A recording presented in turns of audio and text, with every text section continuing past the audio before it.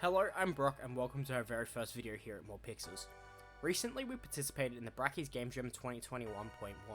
During the 1 week jam, we created a game called Factory of the Lost Boxes, a 2D puzzle platformer based around merging and splitting boxes you find around the level.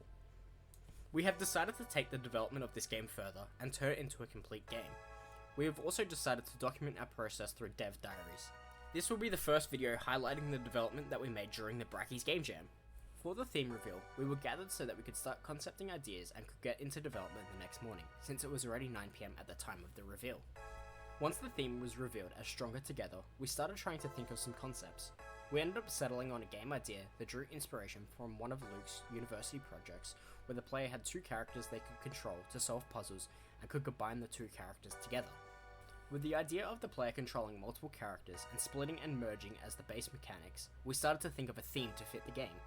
We ended up settling on the idea of boxes in a factory that had fallen off a conveyor belt and were trying to get to the truck to be delivered. With having a plan in place, it was time to get to bed so that I was ready to start programming the game in the morning. To kick off the first actual day of production on the game, I created the Unity project and quickly got to work creating the basic player controller. I got the player controller made quite quickly with some help from Blackthorn Prod's 2D player controller tutorial, since I hadn't had much experience with programming 2D games and had mostly done 3D games in the past. Once the basic player controller was done, I started work on a system where the player could combine with other boxes in the level to make it easier to move them around, which also brought the theme of Stronger Together into the game. The system was fairly easy to create and was just making it so when the player collided with another box, it was removed and everything that was needed would update, including the player's scale. Now that the combining was working, I started work on the splitting system. This was also quite easy to create and was just making a point on the player where I could spawn a prefab of the box. The script also updated the value of the player's size in the size manager script and correctly downscaled the player, which also meant the player couldn't infinitely spawn boxes. With all of this created, I decided to call the day there and spend some time playing games so that I wouldn't burn myself out on the project. Because I had a whole week to create this game and had already had the things done that I imagined would take longer, I thought I had plenty of time, so I ended up taking Tuesday off to spend some time relaxing. Little did I know, the next task would cause me many issues. Resuming work on this project after having a day off, I got started on the player switching system. This would become a 2-day project taking up days 4 and 5 of the game jam. I initially had no clue how I was going to create the switching system, but after watching a video by the game guy, I had more of an idea of how to create the system. I got to work and at first it was working really well, or so I thought. I changed the splitting system to spawn a player prefab and add the player to the list of players so that you could change to it. The change player system was actually quite easy. I had a value and when the change box key was pressed, the player was now in control of the next box in the array. The value would also increase by 1, so next time they changed boxes, it would change to the next box in the array. I also made it so if the value was higher than the amount of boxes in the array, it would set back to 0 so that you can make a complete loop of all the boxes. With now having the player able to split and change to the players it spawned, I encountered my first bug. This issue was with the size manager. It was set to increase the initial box's size and keep track of its value. If you change players and collected boxes, it always just changed the first player's size. To combat this, I reworked the system so that each player had their own size value, and each time the player changed, everything that had access to the player was also updated so that the values were applied to the current character.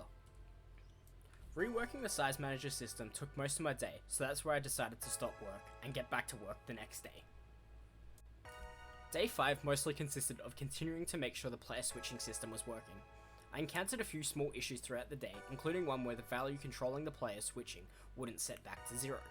This made it so you could only change to each box once, and then it would break and the game would stop working. I eventually found out what the issue was after searching for a while. It turns out I had messed up a line of code, which caused the rest of the script to not be read after it. After a couple small issues, I started to procrastinate because I didn't want to have to deal with any more bugs for the day, so that's where I ended up stopping work. Day 6 was the biggest day of work on the game jam. It was all about creating the obstacles that would make up the levels and would just leave sounds and levels to be built for the rest of the game jam.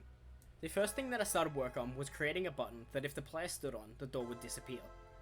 This script honestly took me about 5 minutes to create and was just an on-trigger stay function that made the door disappear and then turn back on if they left the button. The second thing I created was the key. This system was also super easy to create and was just if the player collided with it, it was deleted, and so was the door or whatever we wanted to be removed in the level. The next thing I worked on for the day was the camera follow for the player. I created this as I thought if we were to just keep the level in a small area like we currently were, it would really limit ourselves on what we could actually make. I was unsure how to create this, so I followed a tutorial and got the system working. I also made some conveyors to create some interesting levels. I initially used the surface effectors that Unity have inbuilt that worked really well except for with the player. After talking with Luke, we decided that the conveyor should also affect the player, so that we could create levels where the player has to run across conveyors to survive. The system that I ended up creating wasn't the best, but it worked for the game jam, and will more than likely be reworked in the future, so that we can create better conveyor-based levels. The system just applied force to whatever was on the conveyor, so that it was sent to the right. While the system works, I want to recreate it so that we can make conveyors that also go to the left, and also work on angles, so that we can make more dynamic levels. After making the conveyors, I started working on something that I never actually got working in the game. Luke suggested that we have a scale type system, so that if you weigh down one side, the other side would be lifted. While I really like this concept and want to add it in the future, I had no clue how to make it. We then had the idea of creating a seesaw type scale, so that we could use them as ramps to different areas, and the player would need to weigh down one side and then change and walk up the ramp with another box to get to a different area of the level. But this also didn't work, as I was running out of time on the jam and didn't want to spend 2 days working on the system. As we had decided to scrap the scales, Luke had the idea of lasers instead, which I really liked and knew would be super simple to create. The system was just when the player collided with the laser, it was killed and deleted, and it would change your current box to the next one in the array. Day 7 kicked off with finishing the laser system, as I ended up going to bed partway through creating it, as it was pretty late at night already. Once I thought the laser was working, I ran into an issue where the box wouldn't actually delete itself when it died, and the box would just remain there on the laser. While tweaking some things in the script, I managed to fix the issue, and to this day I still don't know what that issue was. On day 7, I also received all of the artwork from Luke, which consisted of the buttons, keys, and conveyor animations, so I got them all into the game. With not having worked on a lot of 2D projects, I thought getting the animations in would be harder, but I managed to get them all in, and was more of a thing of just making sure the animations looked like they were at a good speed. To finish off the day, I started on creating some UI for the game, including a really basic main menu with a controls page, then created a pause menu with a restart level button, controls menu again, and a button to return to the main menu. I was unsure how I actually wanted any of these to look, so they just all ended up getting really basic designs that didn't get updated for the game jam as we had run out of time. Being the final day to get the game completed, we needed to get sounds for the game. I took the audio manager from one of my other projects so that I didn't need to recreate it again. It was the audio manager from the Brackey's audio manager tutorial, and it will be linked in the description. Finding sounds online was something that both myself and Luke found quite difficult. Finding sounds that fit the game that were also free was quite hard and took both of us a lot of time. I added an arrow above the player, as I had realised when there are multiple boxes together, it is quite hard to tell which one you actually were, since there isn't any difference between what any of them look like. I once again had an issue where changing players just broke the game. To fix this, I ended up reworking the system a bit so that I could ensure that players were being added to the list and removed correctly. Having this issue at this time was horrible, as it took me a while to fix and we were quickly running out of time. Since we were running out of time, Luke decided to start creating some levels for the game, while I continued trying to find some sounds. We ended up taking most of the sounds from my game Power Chord and repurposing them so that we didn't have to waste more time trying to find sounds that worked. After Luke created the first level of the game, his computer decided it didn't want to work, so the rest of the levels were left to me to create.